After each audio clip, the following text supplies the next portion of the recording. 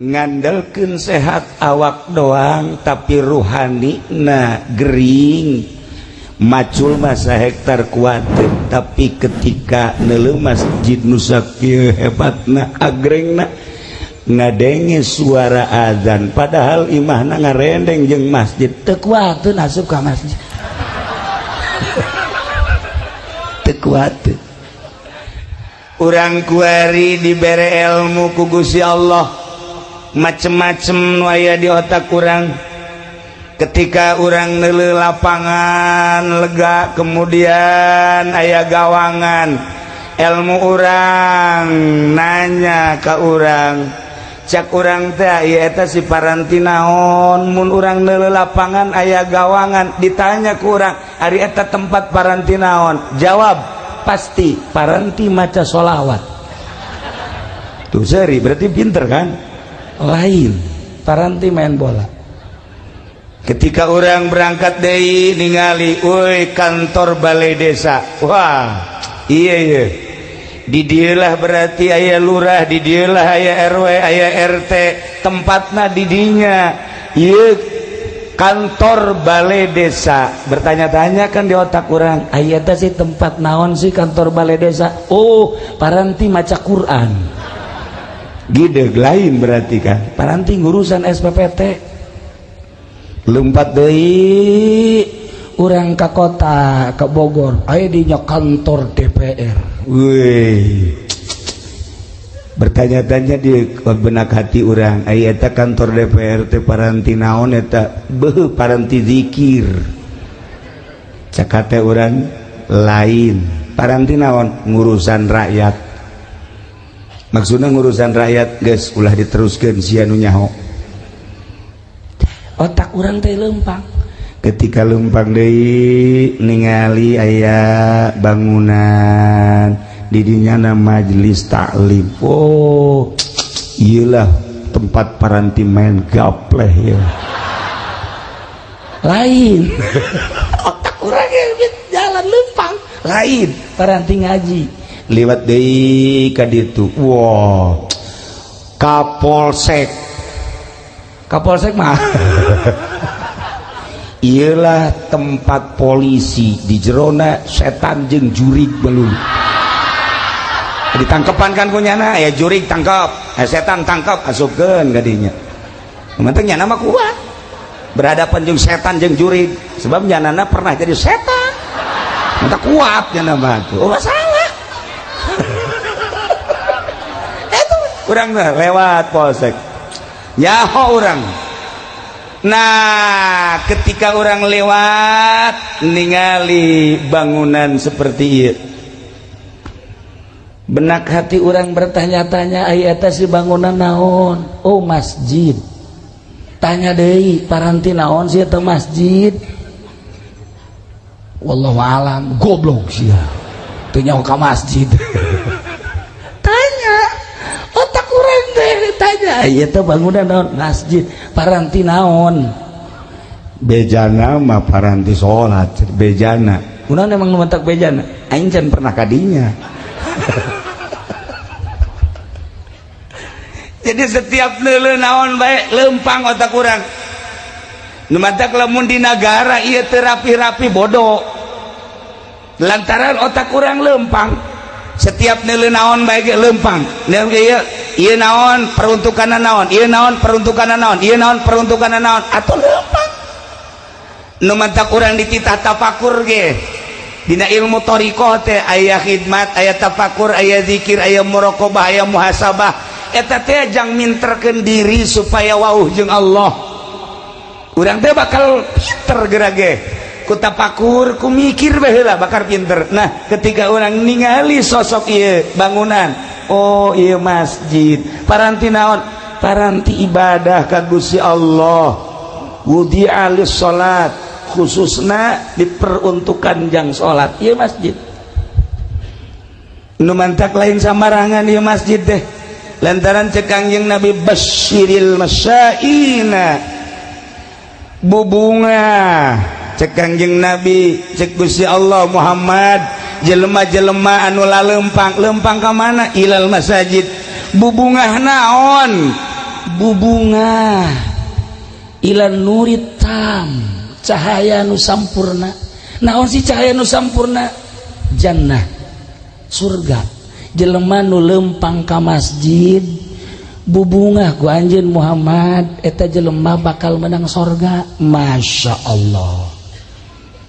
Sebab jelema pan beda motifna. Sia deuk ka mana sih ayeuna ieu sia lempang ieu bangunna deuk ka kantor desa moal jauh urusanana ti urusan kos kitu pertanahan.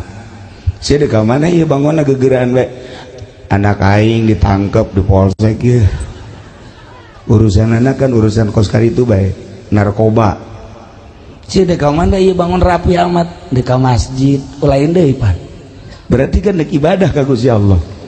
Sanajan sawaktu-waktu mah aya nu lain ibadah nek nyokot sendal doang masalah geus lah. Tuh ya cek Kangjeng Nabi bungakeun geura jelema nu lempang ka masjid mah bakal dibere sorga.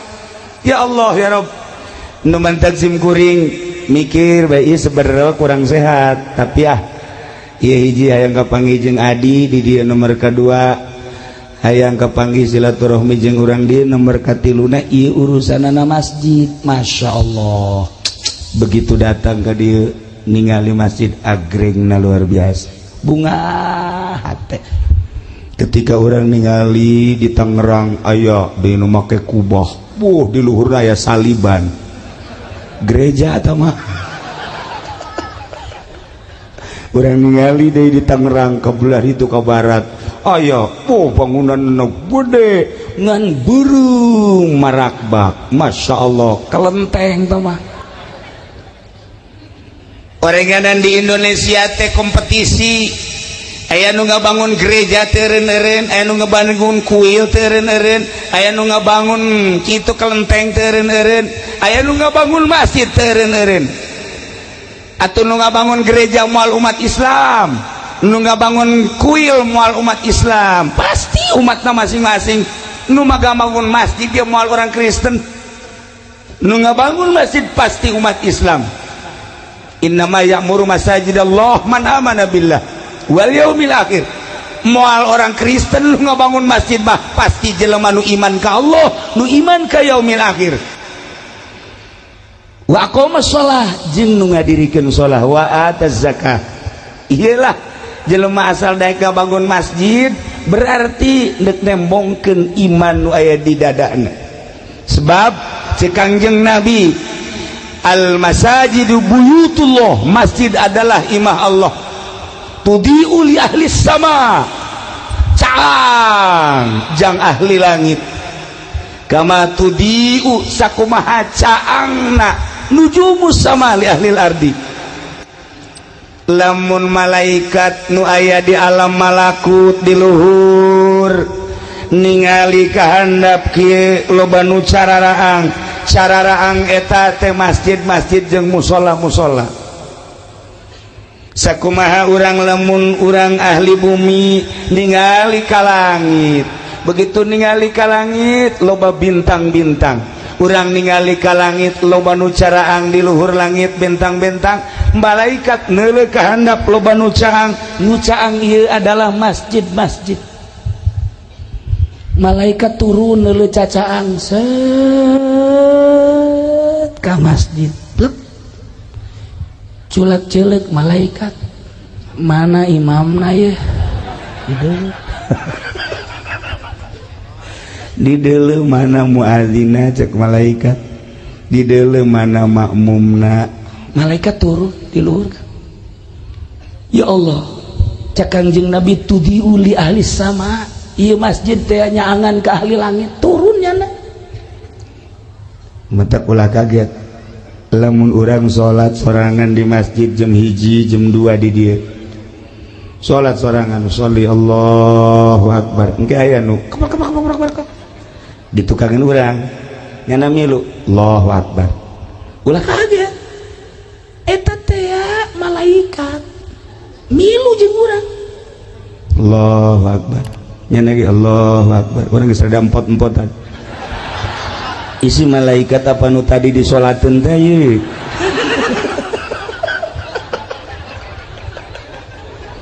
Rempan irempan ieu Kapolsek Onam nya nama lamun aya nu salat nya keur salat teuting sorangan Allahu Akbar sami Allah milu di tukang sami Allah gua tembak lu. Emang setan bisa ditembak ya moal cek setan gua kentutin lu. Asana Kapolsek elek ku setan. Saya sih ada masjid tempat malaikat turun malaikat mentak loba nu teu kuateun ulah-ulah bangsa orang kampung, ulah-ulah bangsa santri, ulah-ulah ustad kiai sholat sorangan jam 2 poekan di dia poekan masjidnya poekan sholat kiai sama kiai udang-udang lu gede guys udang-udang nasa gede roda Vespa sholat sorangan sholli sunat tahajud Allahu Akbar ayat itu Allahu Akbar dak ngilu bae nah kiai itu Allahu Akbar iya Allah amin Allah kiai kajian kuku mage mal khusyuk dek ceuli datang ka khusyuk nyaho datangnya omal ka assalamualaikum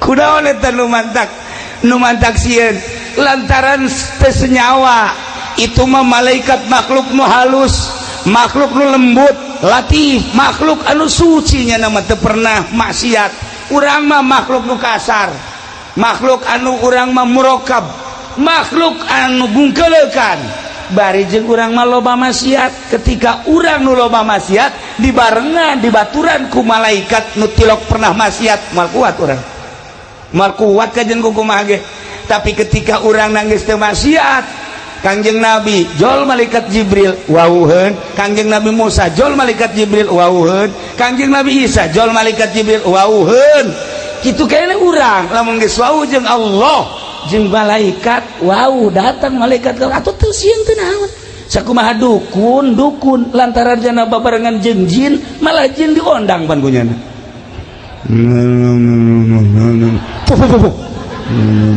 aya kuari mana karaya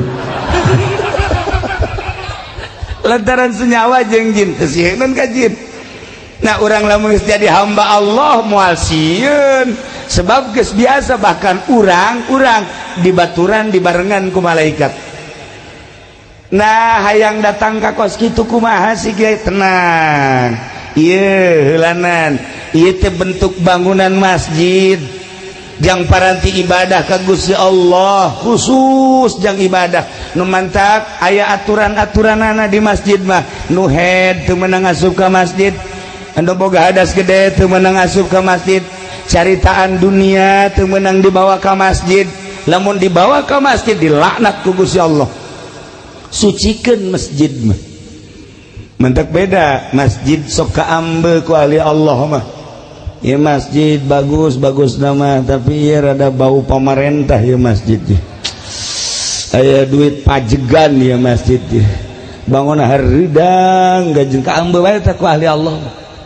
Aya masjid murni ti masyarakat saaya-aya tiis masjid ya tentrem tapi lamun aya sumbangan ti pemerintah teu nyaritakeun haram jeung teu haramna asal katarajangan duit pemerintah bae masjid mah hareudang harida dipakaina teh endekna heuai wae neangan juru masjid bae atawa tihang ye eta masjid teu beres eta atuh ai kitu mah cenah kiai pangnebakeun mah ieu kira-kira na kaambeun teu itu mah rahasia engke bae kula bebejana ka adik kula bae di itu mah nanti cenah kuari bae hayang nyaho ieu apakah aya eueuh duit pamerintahan kaambeun teu ku kiai dijak kaambeun jasa ku aing mah teu kaambeun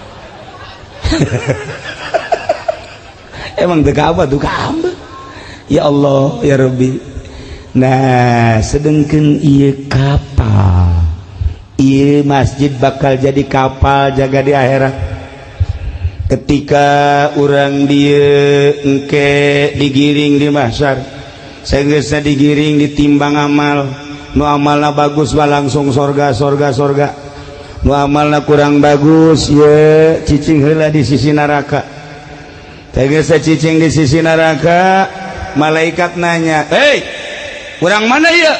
Si Lejet. Pimpinan saha? Ni Ilyas, Haji Iim Imadudin, adikula. Cek malaikat dia kamarana cicing di dia, lain kana neraka bae. Embung panas. Atuh geura ka sorga. Teka deuleu jembatana. Atuh sih ada kamarana ieu. Nyaho kemana mah?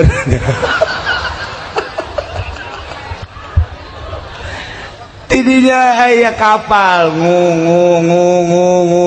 Nah, masjid ternyata bakal jadi kapal. Aya merekna dirinya kapal naon ieu ngaranna? Hah? Al-Hijriyah. Wow, kapal Al-Hijriyah Cilejet. Jelema wah aya di panitiana. Tenanglah. Teu bisa sembarangan asup.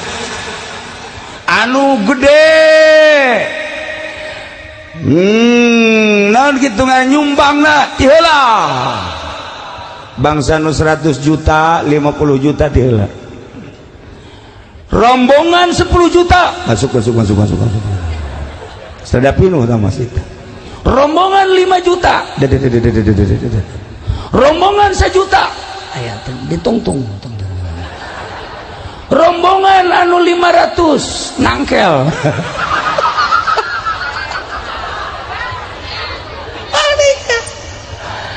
teu bisa asup ka jero teu bisa tuh ya geus aya pan karcis-karcisna mulai dek diberangkatkeun ieu ku panitia tinggal nu nangkel bae aing mah duh jakna aya teu milu aing butuh aing milu ieu pan suku ka handap panas menang naik jana teu meunang ieu sakitu ayana berangkat.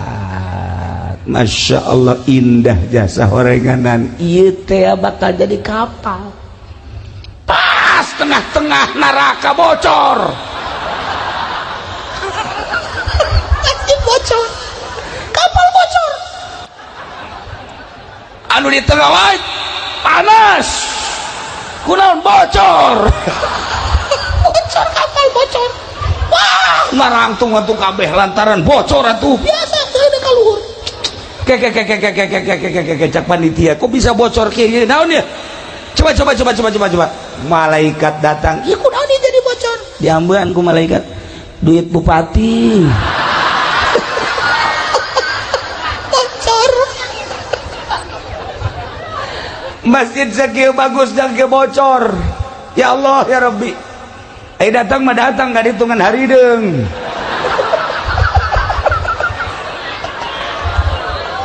Gusti Allah lagu nah iya urang lamun nyaritakeun padu jadi masjid teh gampang padu indah hagreng gampang tetapi nilai ruhanina lamun manusia aya jasadan aya fisik aya ruhanian buah ge urang mun nyaritakeun buah nu mantak urang kita ngadahar buah lantaran aya ruhanina di dinya teh aya enzim nu aya terkandung di buah ketika ku urang didahar enzim eta lah anu bakal jadi nyehatkeun gawak urang teu kadeuleu tah mah ruhanina teh tegarana masjid ge sakadar jadi mah gampang bae proposal terus bae diaben-abenkeun tetapi ruhanina Masya Allah lamun baheula zaman almarhum abah kula aya tamu ti seberang ti Aceh tamu terus ke Merak ti Merak langsung ti mana ke Merak ti ditu heula ti Bakauni ke Merak ti Merak nyana neuk leumpang ka Cilongo ka abah leumpang begitu leumpang deuk salat ti Merak keneh deuk salat Masya Allah ku Gusti dibukakeun hijab asal nyana ka masjid sakitu agrengna masjid kadeleuna loba kotoran tai teu jadi nyana berangkat deui aya mushola bagus begitu asup ka mushola pinuh ku tai terus bae leumpang nyana neangan mushola atau masjid anu suci anu bersih teu aya ayalah nyempil di Serang aya masjid aya mushola nyempil jore begitu asup tah eta mah teu katingali kokotor didinya lah salatnya dirinya langsung lempang deui ti Serang terus menuju Cikande kitu bae asal salat ke masjid ke mushola selalu ditembongkeun ku Gusti Allah kotoran-kotoran. Datanglah ke Tangerang, datanglah ke almarhum Abah kula nyana nyaritakeun sepanjang Merak Tangerang Serang Tangerang seperti gitulah eta ke zaman harita. Wallahu a'lam mun zaman ayeuna aambean ahli Allah geus lain dedengan ahli Allah mah geus lain. Kuari mah paronjang-ronjang ancul-anculan hanya sekedar zahir jeung zahir bae. Ieulah tepati urusan ruhani.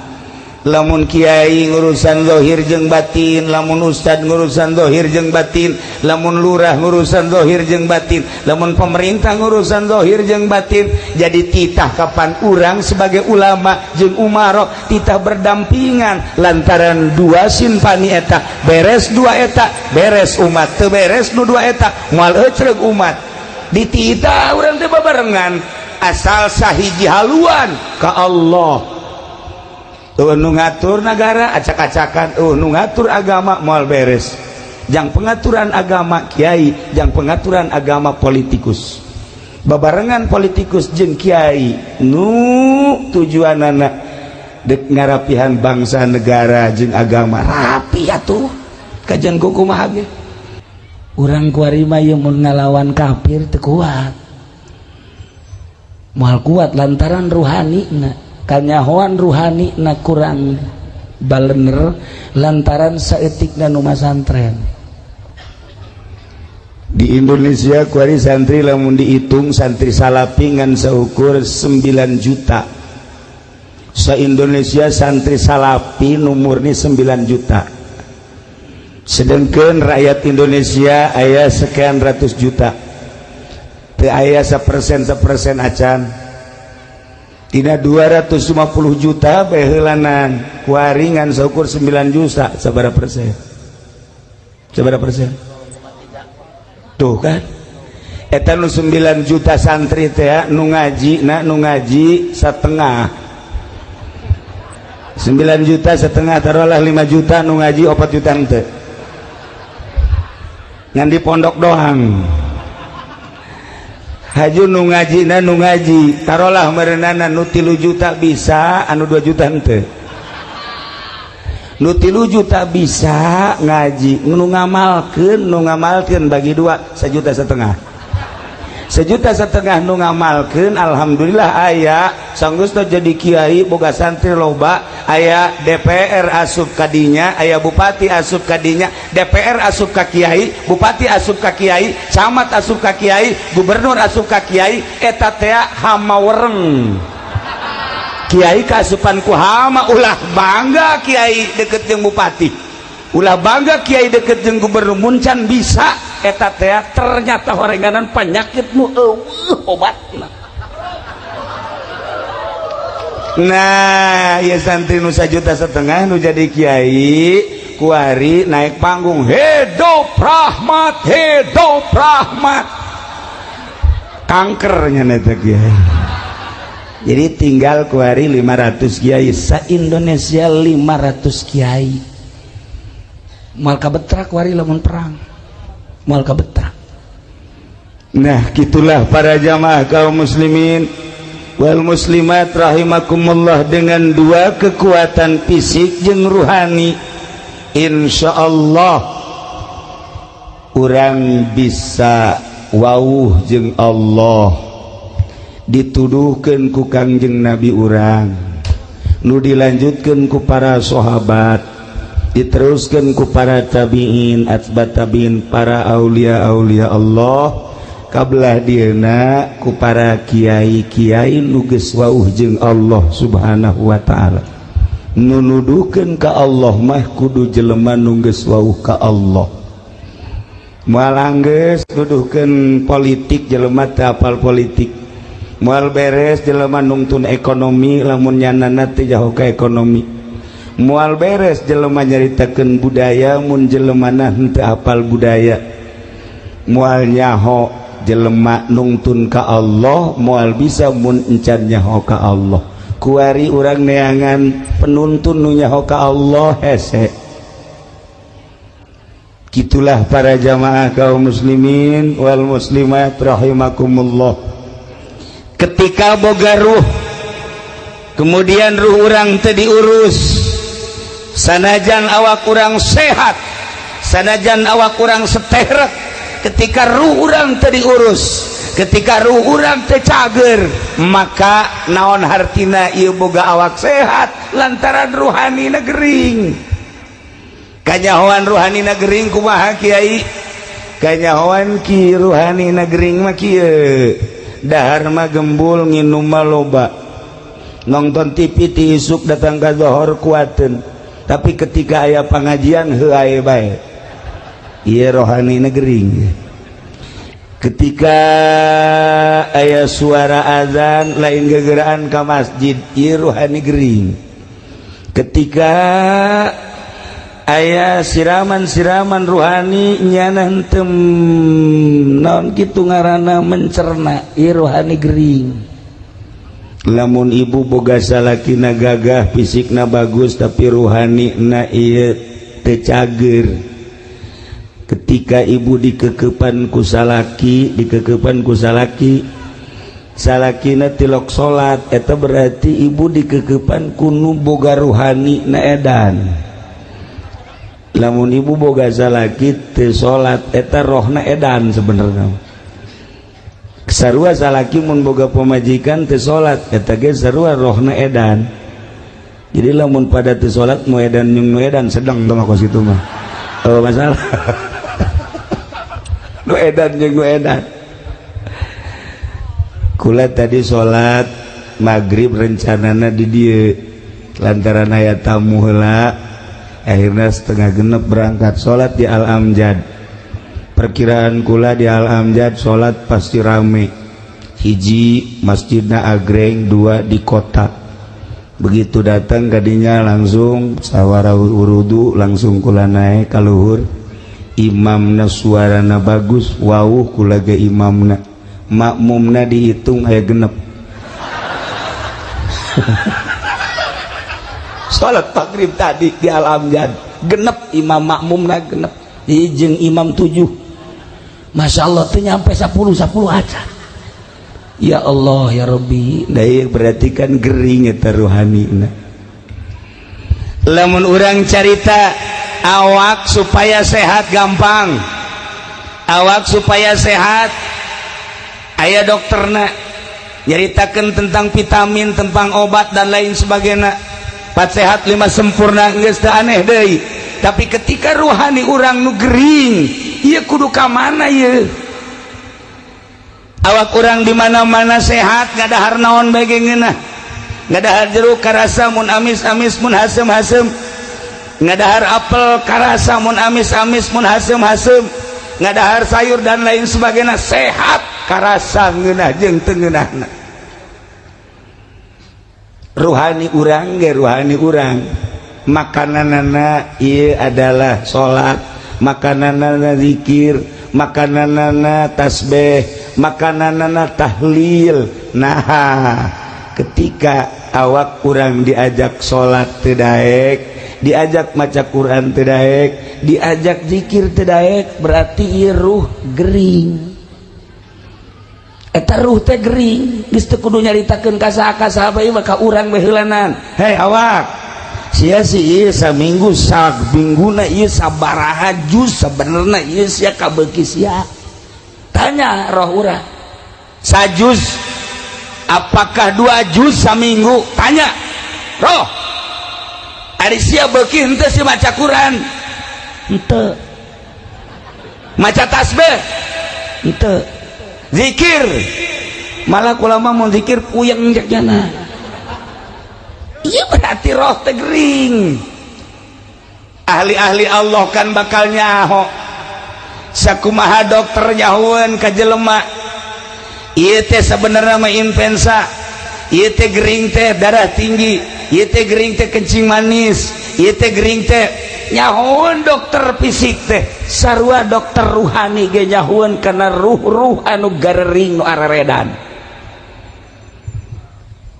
Bisa nebak sebenarnya mah misalnya kiai eta si kapolsek rohna edan apa henteu kukulah ditelauk. katebak kula mah DPR misalnya eta rohna sebenarnya edan gering apakah nyana sehat nyaho kula mah bener kula mah wajan ngomong dalil ka kaler ka kidul ka wedan ka kulon atuh dokter teh jahueun ieu gering ieu sehat ieu gering ieu sehat atuh kiai ge nyahoeun ieu mah kiai gering ieu mah kiai sehat atuh nyaho sanajan di kopeahan di udeng-udengan gering mah gering bae aduh cenah kiai ulah sok kitu aing mah di kitu bae aja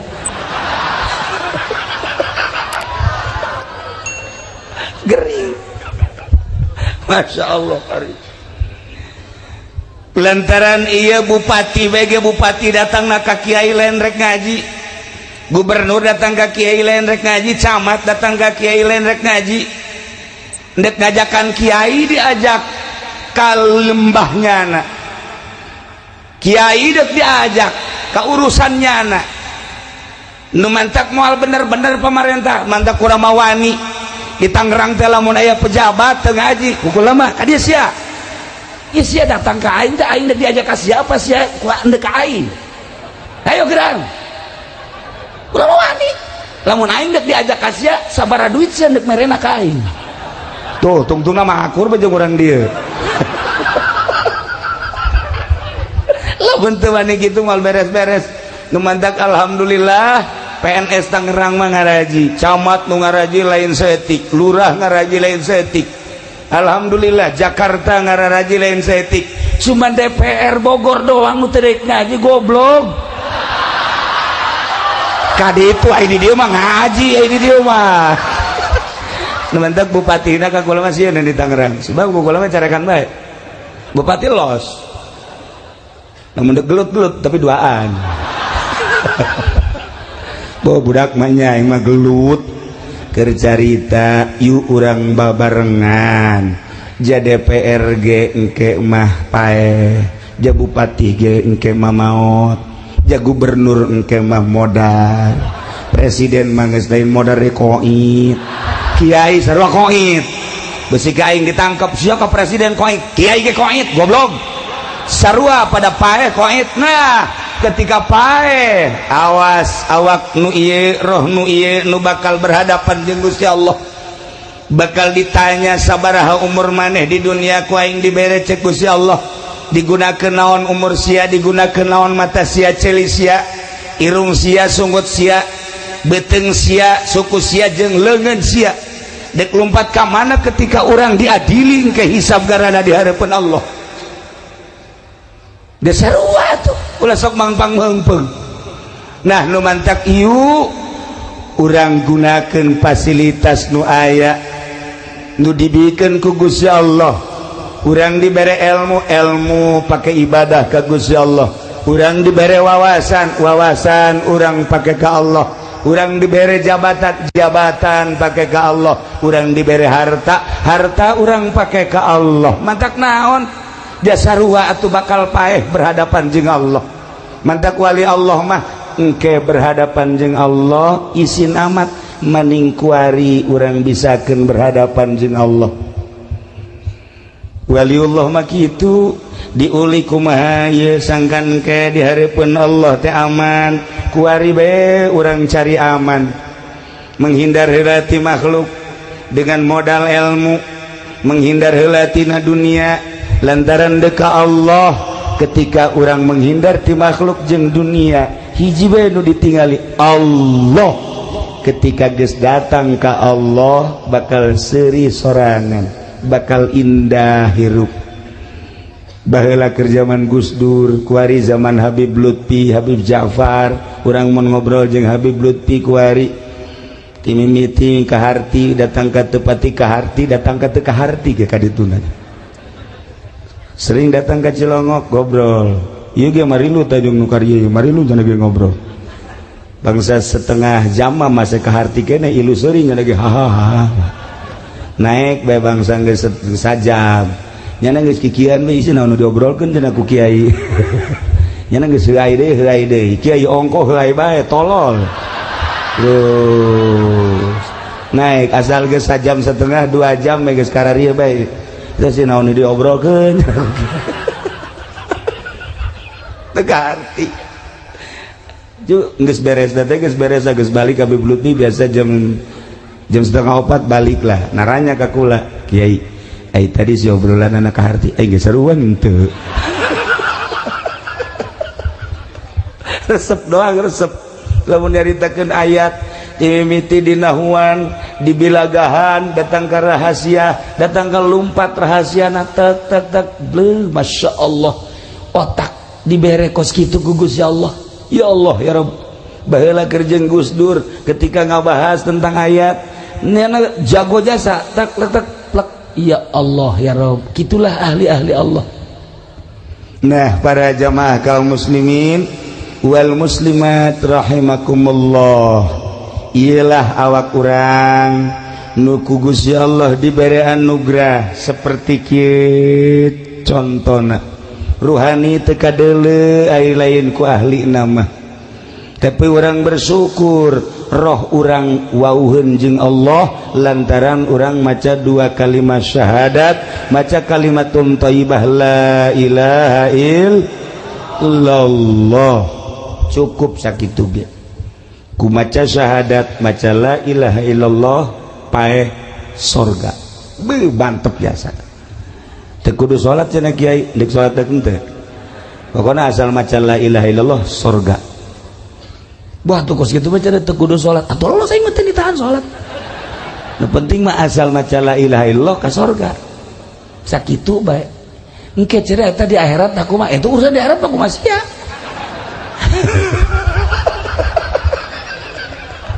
jatuh ya aturan-aturan anak. Nah urang kuari dibere ilmu ku Gusti Allah macem-macem nu aya di otak urang ketika urang neuleuh lapangan lega kemudian aya gawangan ilmu urang nanya ka urang cak urang teh ieu eta si paranti naon mun urang neuleuh lapangan aya gawangan ditanya ku urang ari eta tempat paranti naon jawab pasti paranti maca sholawat tuh seri berarti pinter kan lain paranti main bola ketika urang berangkat deui ningali euy kantor balai desa wah iya di dieulah berarti aya lurah di dieulah aya RW aya RT tempatna di dinya ieu kantor balai desa bertanya-tanya kan di otak urang aya teh si tempat naon sih kantor balai desa oh paranti maca Quran gideg lain berarti kan paranti ngurusan SPPT lumpat deui urang ka kota ke Bogor aya dinya kantor DPR wih bertanya-tanya di benak hati urang aya eta kantor DPR teh paranti naon eta beuh paranti zikir cakate urang lain paranti naon ngurusan rakyat maksudna ngurusan rakyat geus ulah diteruskeun sia nu nyaho otak urang teh leumpang ketika leumpang deui ningali aya bangunan di dinyana majelis taklim oh iyalah tempat paranti main gapleh ya lain otak urang jalan leumpang lain paranti ngaji liwat deui ka ditu wow Kapolsek mah ialah tempat polisi di jerona setan jeung jurig belum ditangkepan kan kunyana ya jurig tangkap setan tangkap asupkeun ka dinya penting nyana mah kuat berhadapan jeung setan jeung jurig sebab nyanana pernah jadi setan mata kuat nyana mah tuh oh masalah itu urang lewat polsek nyaho urang. Nah ketika orang lewat ningali bangunan seperti itu benak hati orang bertanya-tanya aya eta si bangunan naon oh masjid tanya deui paranti naon sih eta masjid wallahu alam goblok sia teu nyaho ka masjid tanya otak urang teh tanya aya teh bangunan naon masjid paranti naon bejana mah paranti sholat bejana urang emang nu mentak bejana aing can pernah kadinya. Jadi setiap neuleuh naon bae lempang otak urang nu mentak lamun di negara ieu teu rapi-rapi bodoh lantaran otak urang lempang setiap neuleuh naon bae ge lempang ieu naon peruntukanna naon ieu naon peruntukanna naon ieu naon peruntukanna naon atuh lempang nu mentak urang dititah tafakur ge dina ilmu thariqah teh aya khidmat aya tafakur aya zikir aya muraqabah aya muhasabah eta teh jang minterkeun diri supaya wauh jeung Allah urang teh bakal tergerak ge ku tafakur ku mikir baheula bakal pinter. Nah ketika orang ningali sosok ieu bangunan oh ieu masjid paranti naon paranti ibadah ka Gusti Allah wudi'a lis salat khususna diperuntukkan jang salat ieu masjid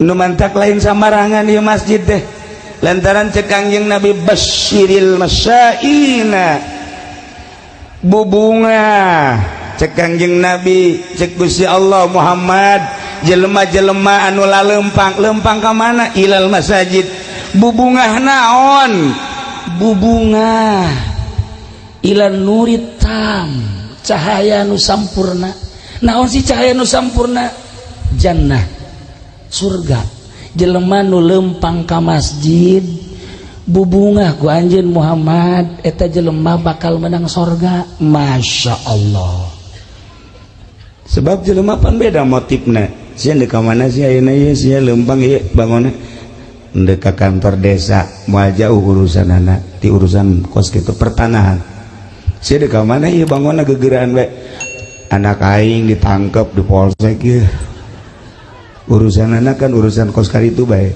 narkoba sia deuk ka mana ieu bangun rapi amat deuk ka masjid lain deui pan berarti kan deuk ibadah ka Gusti Allah sanajan sawaktu-waktu mah aya nu lain ibadah nek nyokot sendal doang masalah geus lah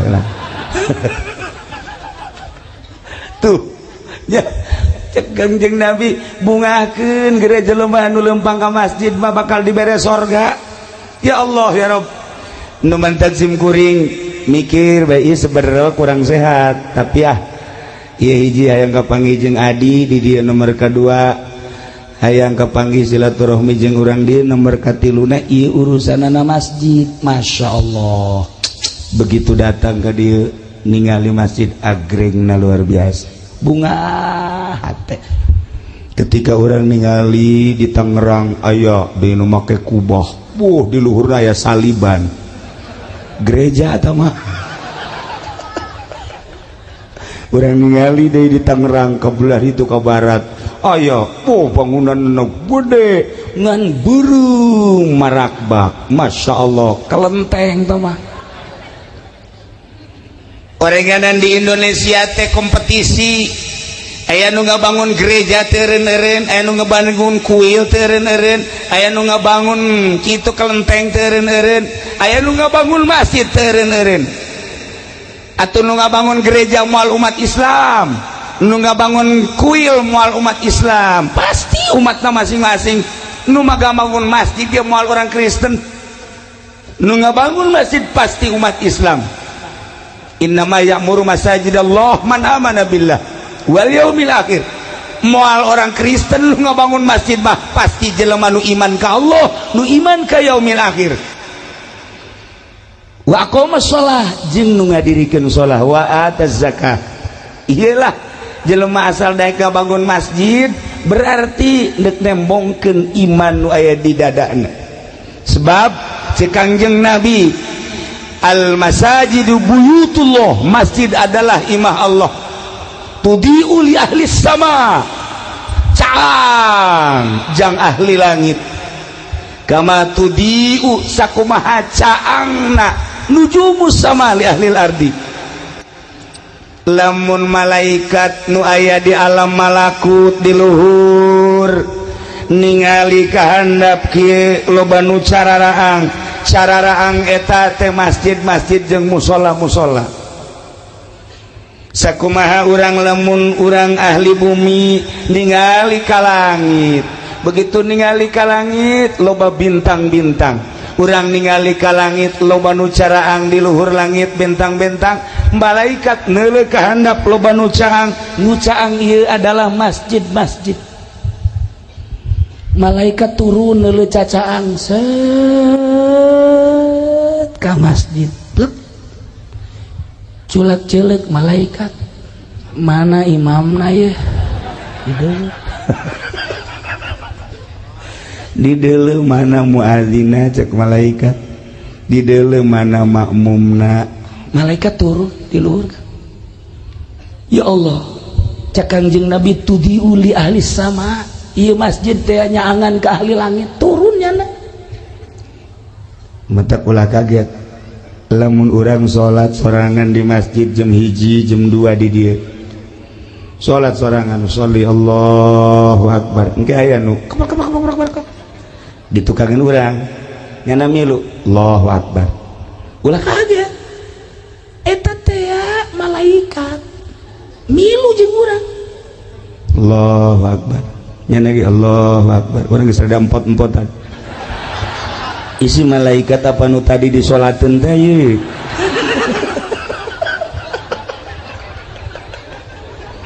rempan ya Kapolsek Onam nyana mah lamun aya nu salat nyana keur salat teuting sorangan Allahu akbar, Allahu akbar, sami Allah, milu di tukang sami Allah, gua tembak lu. Emang setan bisa ditembak ya moal? Cek setan gua kentutin lu. Asal Kapolsek elek ku setan. Saya sih ada masjid tempat malaikat turun, malaikat mentak loba nu teu kuateun, ulah-ulah bangsa orang kampung, ulah-ulah bangsa santri, ulah-ulah ustad kiai salat sorangan jam 2 poekan di dieu, poekan masjidna poekan salat kiai mah kiai, udang-udang nu gede geus, udang-udangna sagede roda Vespa, salat sorangan sholli sunat tahajud Allahu akbar, aya itu Allahu akbar, dak milu bae nah kiai teh Allahu akbar, iya Allah Allah kiai kajian kuku mage moal khusyuk dek ceuli datang ka khusyuk nyaho datang nyaho moal ka assalamualaikum.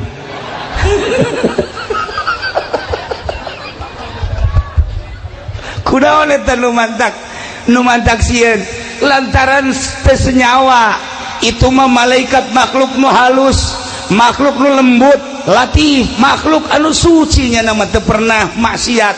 Urang mah makhluk nu kasar, makhluk anu urang mah murokab, makhluk anu gungkelekan. Bari jeung urang mah loba maksiat, ketika urang nu loba maksiat dibarengan dibaturan ku malaikat nu tilok pernah maksiat, mal kuat urang. Mal kuat kajen kumaha ge. Tapi ketika urang nangis teu maksiat, Kangjeng Nabi jol malaikat Jibril wawuheun, Kangjeng Nabi Musa jol malaikat Jibril wawuheun, Kangjeng Nabi Isa jol malaikat Jibril wawuheun. Kitu kene urang lamun geus wawuh jeung Allah jeung malaikat, wawuh datang malaikat atuh teu sieun teu naon. Sakumaha dukun lantaran jana babarengan jeung jin, malah jin diondang pan kunyana.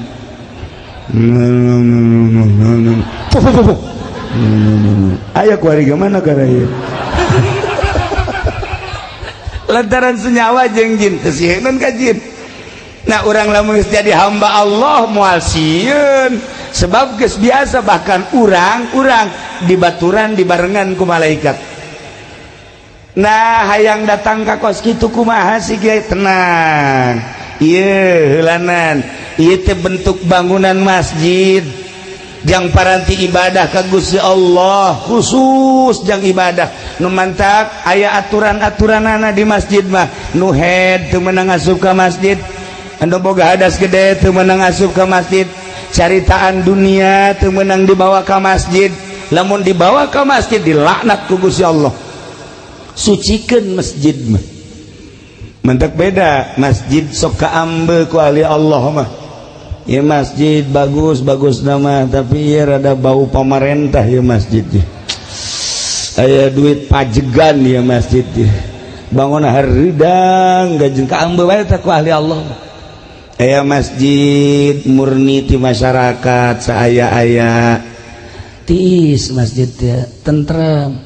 Tapi lamun aya sumbangan ti pamarentah teu nyaritakeun haram jeung teu haramna, asal katarajangan duit pamarentah bae masjid mah hareudang. Hareudang dipakena teh endekna heuai bae. Neangan juru masjid bae atawa tihang ye. Eta masjid teu beres eta. Atuh aya kitu mah cenah kiai pangnebakeun bae, ieu kira-kira na ka ambeun teu, itu mah rahasia. Engke bae kula bebejana ka adik kula bae di itu ieu mah. Ente cenah kuari bae hayang nyaho ieu apakah aya duit pamarentahan ka ambeun teu ku kiai. Dijak ka ambeun jasa ku aing mah. Cak ka ambeun. Emang teu ka apa tuh ka ambeun. Ya Allah ya Rabbi. Nah, sedengkeun ieu kapal. Ieu masjid bakal jadi kapal jaga di akhirat. Ketika urang dieu engke digiring di mahsyar, saenggeusna digiring ditimbang amal, nu amalna bagus mah langsung sorga. Nu amalna kurang bagus ye cicing heula di sisi neraka.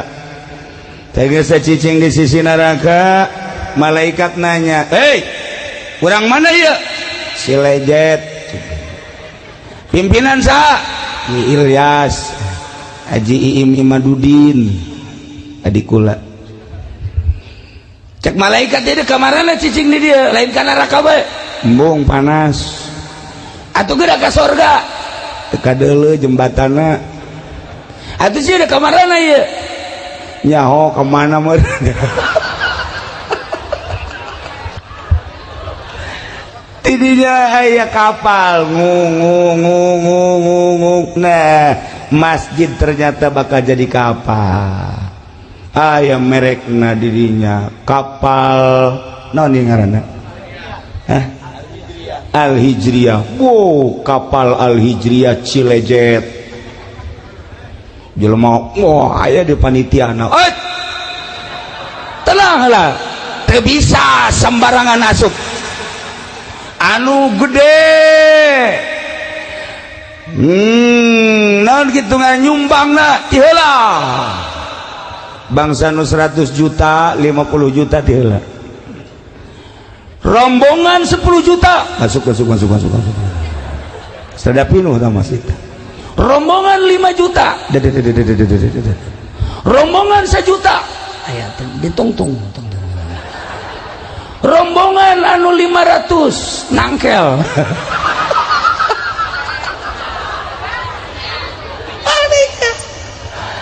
Teu bisa asup ka jero, teu bisa tuh. Ya geus aya pan karcis-karcisna. Mulai dek diberangkatkeun ieu ku panitia, tinggal nu nangkel bae aing mah duh, jakna ieu teu milu aing butuh aing milu ieu pan suku ka handap. Panas. Teu meunang naik jana teu meunang. Ieu sakitu ayana. Berangkat. Masya Allah indah jasa horenganan. Ieu teh bakal jadi kapal. Pas tengah-tengah neraka bocor. Bocor. Kapal bocor. Anu di tengah wae panas. Kunaon bocor. Bocor kapal bocor. Wah, narangtung atuh kabeh lantaran bocor atuh. Biasa teu ada kaluhur. Cak panitia kok bisa bocor kieu naon ya? Coba. Malaikat datang. Ya kunaon ieu jadi bocor? Diambean ku malaikat. Duit bupati. Bocor. Masjid sakieu bagus dan ke bocor. Ya Allah ya Rabbi. Ai datang mah datang ka ditungan harideung.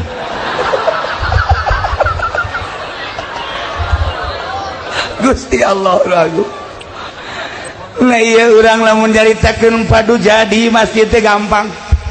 Padu indah hagreng gampang, tetapi nilai ruhanina. Lamun manusia aya jasadan, aya fisik, aya ruhanian. Buah ge urang mun nyaritakeun buah nu mantak urang titah ngadahar buah lantaran aya ruhanina di dinya teh, aya enzim nu aya terkandung di buah. Ketika ku urang didahar enzim eta lah anu bakal jadi nyehatkeun gawak urang teu kadeuleu tah mah ruhanina teh tegarana. Masjid ge sakadar jadi mah gampang bae, proposal terus bae diaben-abenkeun, tetapi ruhanina Masya Allah. Lamun baheula zaman almarhum abah kula aya tamu ti seberang ti Aceh, tamu terus ke Merak, ti Merak langsung ti mana ke Merak, ti ditu heula ti Bakauni ke Merak, ti Merak nyana deuk leumpang ka Cilongo ka abah, leumpang. Begitu leumpang dek salat ti Merak keneh dek salat, Masya Allah ku Gusti dibukakeun hijab asalnya na ka masjid sakitu agrengna masjid kadeleuna loba kotoran tai terjadinya. Berangkat deui aya musola bagus, begitu asup ka musola pinuh ku tai, terus bae leumpang nyana neangan musola atau masjid anu suci anu bersih teu aya, ayalah nyempil di Serang aya masjid aya musola nyempil jore. Begitu asup tah eta mah teu katingali kokotor di dinya lah salatnya, dirinya langsung leumpang deui ti Serang terus menuju Cikande kitu bae. Asal deuk salat ke masjid ke musola selalu ditembongkeun ku Gusti Allah kotoran-kotoran. Datanglah ke Tangerang, datanglah ke almarhum abah kula, nyana nyaritakeun sepanjang Merak Tangerang Serang Tangerang seperti gitulah eta ke zaman harita. Wallahu a'lam mun zaman ayeuna aambean ahli Allah geus lain, dedengan ahli Allah mah geus lain. Kuari mah paronjang-ronjang ancul-anculan hanya sekedar zahir jeung zahir bae. Ieu lah tepati urusan ruhani. Lamun kiai ngurusan zahir jeung batin, lamun ustad ngurusan zahir jeung batin, lamun lurah ngurusan zahir jeung batin, lamun pemerintah ngurusan zahir jeung batin. Jadi titah kapan urang sebagai ulama jeung umaro titah berdampingan lantaran dua sinfani eta beres, dua eta beres umat, teu beres nu dua eta moal ecreg umat. Di titah urang teh babarengan asal sahiji haluan ka Allah. Nu ngatur negara acak-acakan, nu ngatur agama moal beres. Jang pengaturan agama kiai, jang pengaturan agama politikus. Babarengan politikus jeung kiai nu tujuanana dek ngarapihan bangsa negara jeung agama rapi atuh kajian kumaha ge. Gitulah para jamaah kaum muslimin wal muslimat rahimakumullah. Nah iyalah masjid buyutullah, imah Allah nu dina Al-Qur'an dijelaskeun fi buyutillah, fi buyutin azinallah an turfa'a wa yuzkaru fiha ismuhu yusabbihu lahu fiha bil ghudwi wal asal rijalul la tulhihim tijaratu wala bay'un an dzikrillah wa iqamis shalah wa ita'iz zakah yakhafuna yawman tataqallabu fihi al qulub wal absar wallahu a'lam bimuradi. Fi buyutin, di bangunan adzinallah nu Allah ngirinan an turfa'a wa yuzkaru fiha ismuh titah diagungkeun dimulyakeun jeung disebut-sebut ngaran Allah. Allah teh nyebutkeun hiji bangunan nu silahkeun asma kaula disebut, asma kaula ditutur, agungkeun bangunan eta, mulyakeun bangunan eta, jang paranti nyebut asma kaula, jang paranti nutur kaula. Naon eta teh? Masjid. Yusabbihu lahu fiha bil ghudwi wal asal. Silakan sucikeun Allah di masjid. Dek isuk dek sore. Terus daya eureun-eureunna paranti nyucikeun Gusti Allah ialah masjid. Urang beda wiridan di imah, salat urang di imah, sholli sunatul hajat, Allahu akbar, beres ngawirid urang. A'udzubillahi minasyaitonir rajim. Idz qala Yusuf li abihi ya abati inni ra'aytu 'ashara kawkaban wasyamsa wal qamara li sajidin. Baca 75, tiupkeun ke arah sarwiti. Fuh. Urang ngawirid di imah, angel kadi ijabah. Coba di masjid, sholli Allahu akbar, beres. A'udzubillahi minasyaitonir rajim. Inni ra'aitu itu qala Yusuf li abi abatina. Nu kuduna 7 poe sarwiti kakarak daekeun. 3 poe geus edannya. Di masjid balahin deh. Mata ku irina di masjid. Dek jadi dek enten di masjid mah. Di masjid. Fi buyutin azinallah an turfa wa yuzkara fi hasbuhu yusabbihu lahu fiha bil ghudwi wal asal. Saha teh anu kos kitu teh rijalul la tulhihim tijaratu wala bai'un, jelema-jelema anu teu disibukkeun ku perdagangan, nu teu disibukkeun ku jual beli, sanajan keur dagang, sanajan keur jual beli, sanajan keur tani, sanajan keur di kantor, ketika ajakan Allah datang ninggalkeun daganganna, ninggalkeun sawah, ninggalkeun kantor. Rijalul la tulhihim tijaratu wala bai'un an dzikrillah wa iqamis shalah wa ita'iz zakah. Kunaon sih make kos kitu? Keur di sawah ngadenge suara azan, padahal keur macul ngadenge Allahu akbar, Allahu akbar. Cak petani pacul hampurannya maneh dek disimpen heula di galeng, titip ulah ka mana manehnya. Cak pacul aing mah ka mana? Cicing. Cak pacul ka mana? Salat. Polisi di kantor, Allahu akbar, Allahu akbar. Periwit ditendeng. Hampura heula periwit. Cak periwit dek ka mana? Panggilan Allah leuwih mulia batan maneh. Mangga tuh kan. Di DPR, Allahu akbar, Allahu akbar. Tinggalkeun kantor. Dek ka mana? Cak kursi teh keluar. Dek naon? Dahar. Beda DPR malah ini ke masjid. Atuh beres di DPR. Ya Allah, ya Rabb Gusti Allah doaku. Iya masjid. Rijalul la tulhihim tijaratun wala bai'un an dzikrillah wa iqamis shalah wa ita'iz zakah. Kunaon sih make jeung kedak amat ka masjid? Komo ustad mah santri kiai asal azan masjid, asal azan masjid. Sebab kadengena suara muadzin Ki Zaid misalnya azan Allahu akbar, Allahu akbar, kadengena mah suara Zaid, padahal utusan Allah, ajakan Allah lain Zaid tadu di deuleu Allah mah. Masya Allah karim ke masjid sholat. Nah rijalul la tulhihim tijaratun, tesibu ku dagang, tesibu ku jual beli, tesibu ku tani, tesibu ku bisnis, tesibu ku kantor, berbagai aktivitas tinggalkan. Kunaon emang ya khafuna yauman, sieun ka hiji poe, poe nu mana? Poe anu tataqallabu fihil qulub wal absar, anu bakal goncang hate jeung mata. Neuleu naon? Neuleu pandangan neraka. Rempan jasa lamun urang ningali engke jaga poe yauman tataqallabu fihil qulub wal absar. Nu mantak ahli Allah mah cepet ka masjid lantaran ingat ka yauman tataqallabu fihil qulub wal absar, neraka kiamat.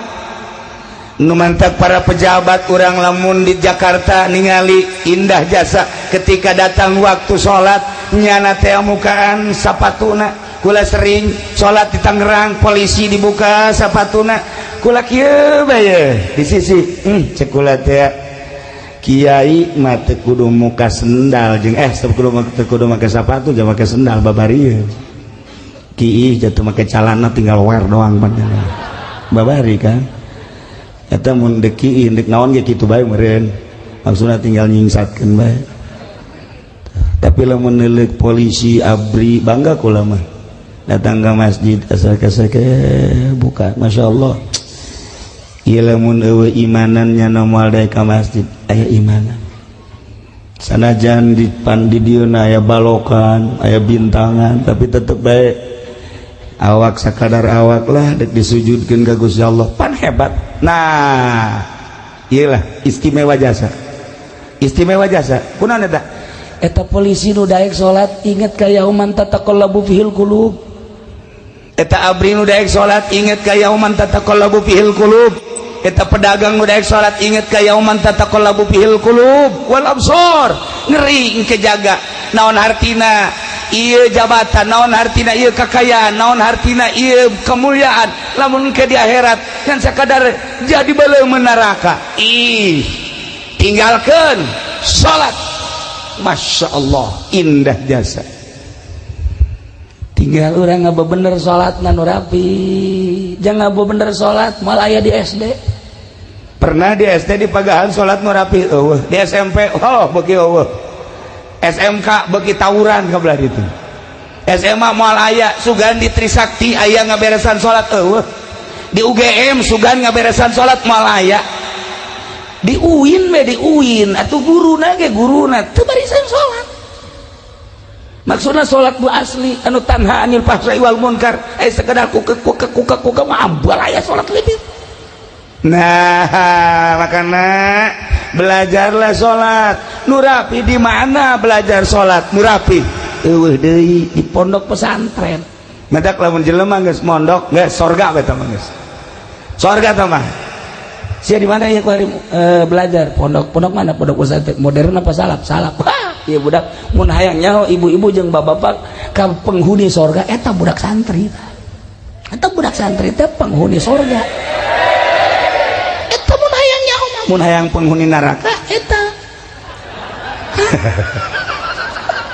teu salat tuh ieu kuat gabeberes salat imimiti nyaritakeun caina, kemudian syaratna jeung rukunna, kemudian kabelah dituna terus dirapi datang ka indah nu mantap kaya jelema seorang sufi dahar nginum dahar nginum kuari geus eueuh jang dahar aya ge hiji-hijina baju dijual kunyana saenggeus dijual ayalah nu meuli alhamdulillah pake dahar duit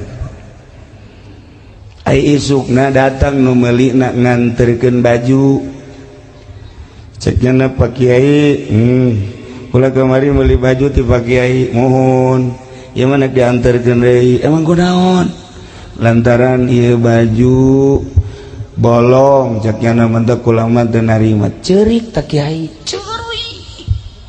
ceurik lain lalagaan datang ka teu bisa diparepe ceurik teh ceurik we datang ka teh nu meuli Kiai hampura ieu mah diantarkeun bae tapi duitna mah teu kudu dibalikeun buki ceurik bae cipan ieu Kiai kudu kumaha ieu ceurik Kiai hampura ieu mah baju mah cokot bae ku Kiai duit nama kajian teu kudu dibalikeun beuki ceurik bae ditungguan guna nangis aya sajamna kakarak reda Kiai hampura ieu mah baju lantaran teu kapake ku kula dibalikeun deui ka Kiai duitna teu kudu dipulangkeun geus bae ridho ceurik deui Kiai pan ceurik bae iki ceurik bae ditanya Kiai nu mantak ceurik kunaon sih lain yang ceurikan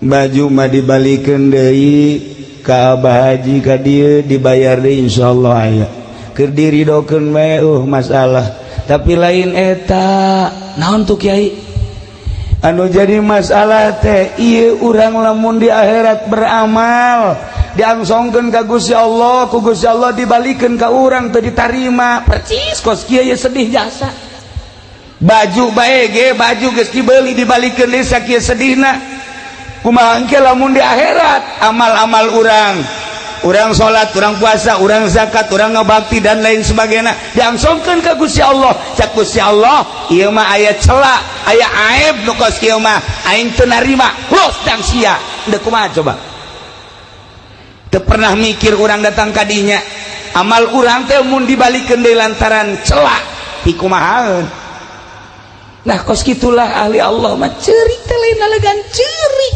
masyaallah kari kos kula nu sok dirongengkeun ku kula teh aya kiai boga pamajikan opat hebatnya sapan tama kiai boy ilmu aya di nyana gagah aya di nyana pinter aya di nyana sugih deui opat pamajikanna ngan cak nyana teh kieu kulantaran opat gilirna nu ngagilir awewe jadi kiaina di imah we mantep eta kos kitu teh Itu kapolsek geus hayang kajan kumaha ge.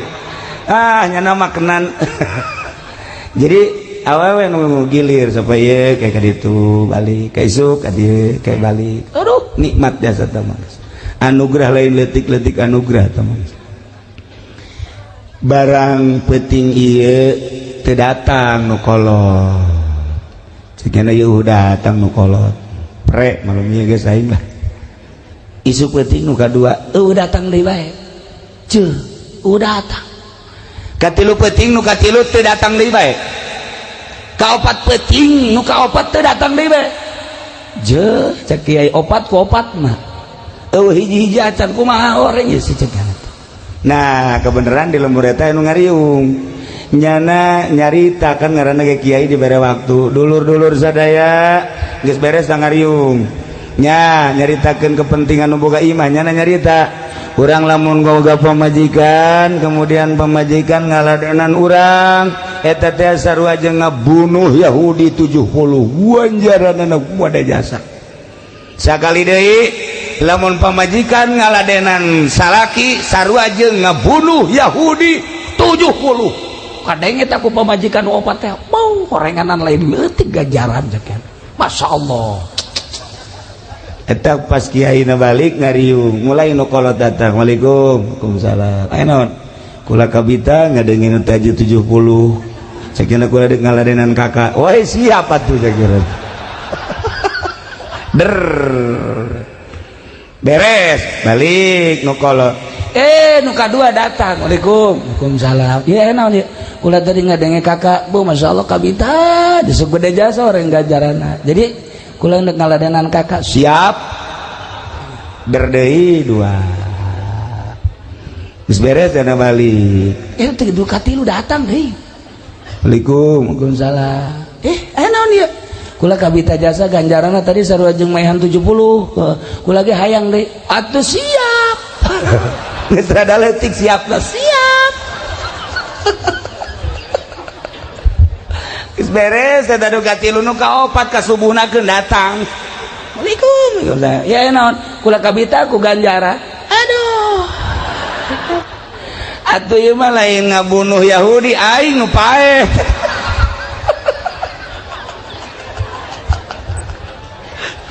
eta kos karar itu ganjaran mah ganjaran bae budak atuh aing isuk digotong ka rumah sakit.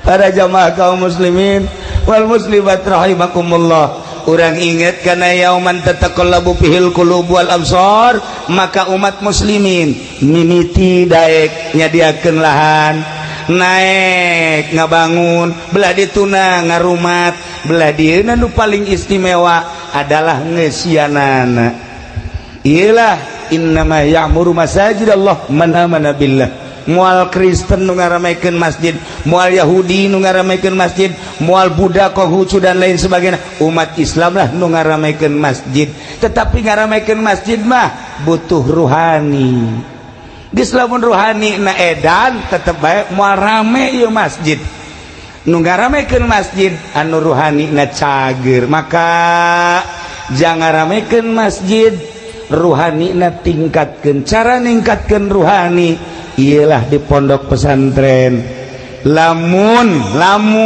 ibu bapak geus karolot ku ari geus karolot hareup panjang mondok anak ke pondok anak geus eueuh incu indah jasa ke lamun di akhirat ibu anak nama santren saenggeusna ditimbang amal ibu kurang bagus amalna engke bisa ditulungan ku anak lantaran anak teh jadi waladun sholih gitulah para jamaah kaum muslimin wal muslimat rahimakumullah nailah sosok bangunan masjid sanajan dibangun sarua material tina bata besi semen pasir jeung sajabana tetapi setelah jadi masjid berbeda jeung kantor DPR berbeda jeung kantor bupati berbeda jeung kantor balai desa berbeda jeung nu sejen-sejen lantaran peruntukanana ieu mah adalah fi buyutin azinallah an turfa wa yuzkara fiha ismuh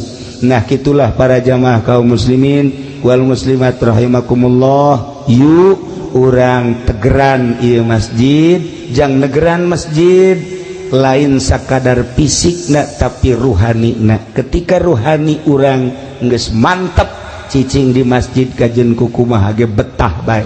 Nu mantep teu betah cicing di masjid lantaran ruhanina urang kurang sehat. Sehatkeun ruhani urang melalui pengajian-pengajian di pondok-pondok pesantren, anak urang pesantrenkeun jang ngebangun kelanjutan di negara urang di bidang agamana. Gitulah para jamaah kaum muslimin wal muslimat rahimakumullah. Apunten tina samudaya kalepatan sareng kakiranganana. Mobil khusus pisan ka para inohong-inohong di kabupaten oge ka para kiai-kiai sateacan urang kitu naon selesai urang ngadoa heula ka Gusti Allah. Allahumma shalli wa sallim ala sayyidina Muhammadin fil awwalin wal akhirin wa barik wa sallim wa radiyallahu ta'ala an sadatina ashabi sayyidina Rasulillah ajma'in. Amin ya Allah ya rabbal alamin. Allahumma arham ummat sayyidina Muhammad.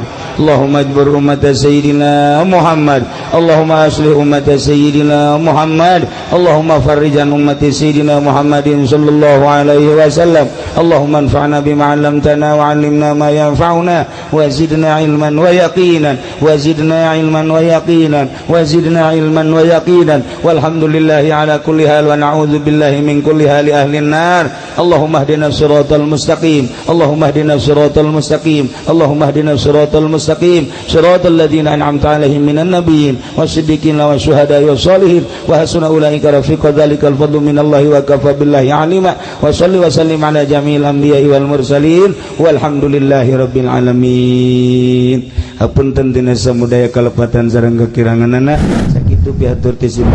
Wallahu taufiq ila aqwamit